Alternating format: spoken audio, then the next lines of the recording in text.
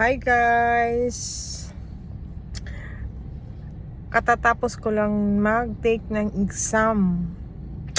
Tapos after, pauwi na kami. Nag-drop by lang yung aking anak. Kasi magpapakash in daw sa kanyang GCash.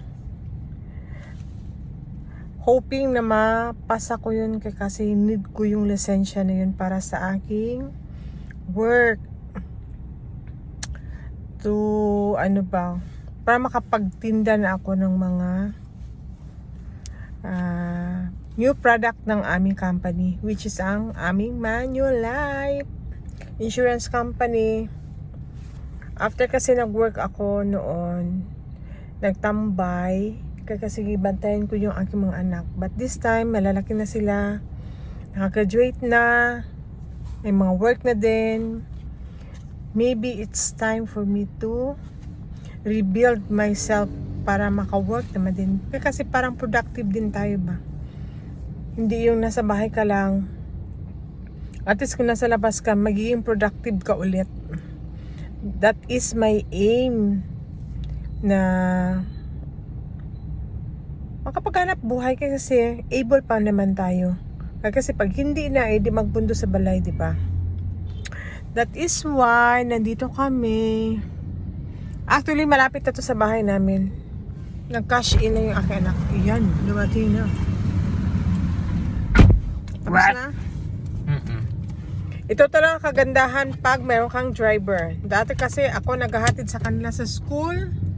But today, sila na nag-drive per sa akin. Talaga? Oo, nakakapagod kayo mag-drive.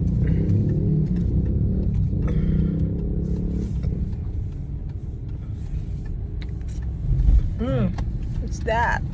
Bato. Pauwi na kami. Pauwi na kami. Signal pa ko rin. Kasard ko. Since nag-take lang ako ng exam, hindi ako nag-makeup. Mag-wake up ka lang. Mag-exam lang ka. May marami kasing tao doon, no? Kaya yun. Pasok na kami sa aming subdivision. Malapit na ang aming bahay. At malapit na rin itong aking video matapos. Kaya kasi hindi ako nag-edit. Diretso lang kung ano nasa phone ko, yun ang ina-upload ko. Dito na kami sa aming subdivision. Yan, iikot ko kayo yan. Chudideng! Yan.